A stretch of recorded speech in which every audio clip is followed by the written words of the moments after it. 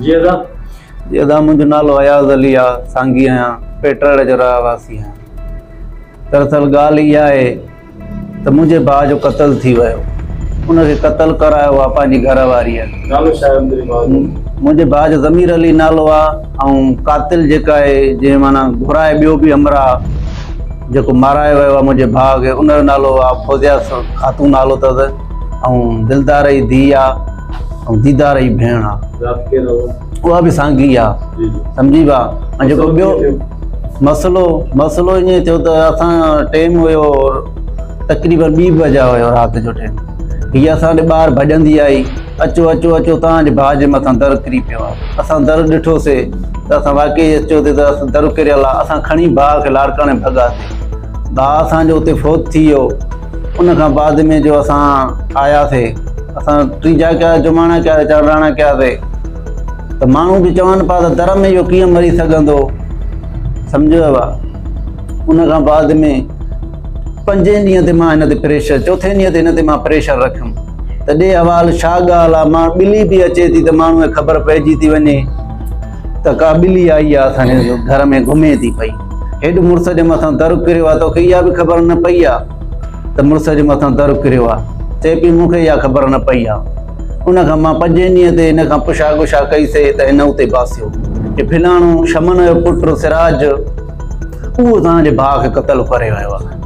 उहो बि सांगी आहे असांजो, सम्झियो आहे।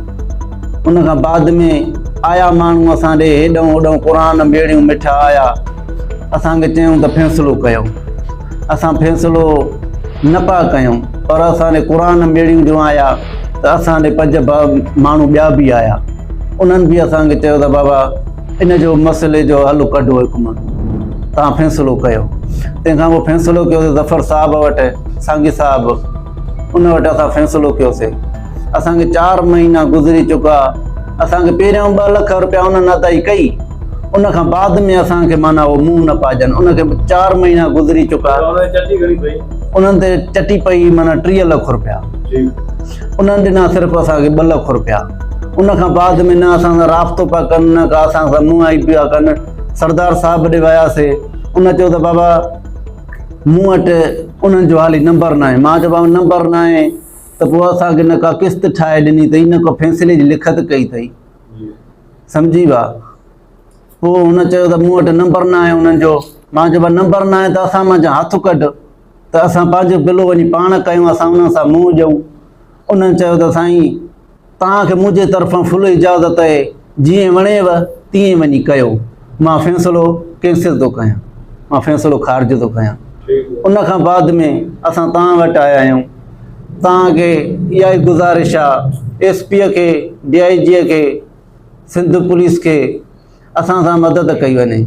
असां सां ज़ुल्म थियो, असांजो बेगुनाह बेख़ता भाउ मारियो वियो आहे। हे 4-5 जो बि उन माईअ खे न थियो त मुंहिंजा 5 पुटड़ा कीअं थींदा, छा थींदो।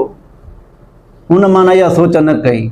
असांजे सुप्रीम कोर्ट वारे जज खे बि असांजी इंतिजा त असांजी FIR कई वञे, ॿिन्हिनि खे सज़ा ॾेई वञे।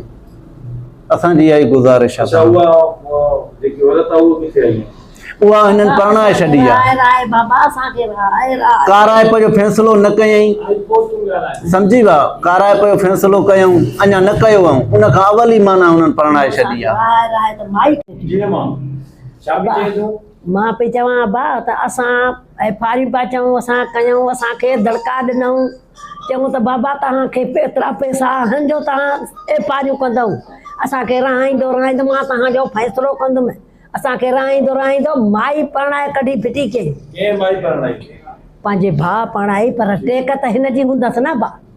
हा परणाई पंहिंजे भाउ, पर टेक त हुयसि न। असां SSP लाड़काणे वारे खे इहा असांजी गुज़ारिश आहे त असां सां हक़ कयो वञे, असांजी FIR कई वञे। ऐं जेके माना वस वारा आहिनि उन्हनि खे बि असांजी इहा ई गुज़ारिश आहे त असां सां हक़ कयो वञे, असां सां इंसाफ़ कयो वञे।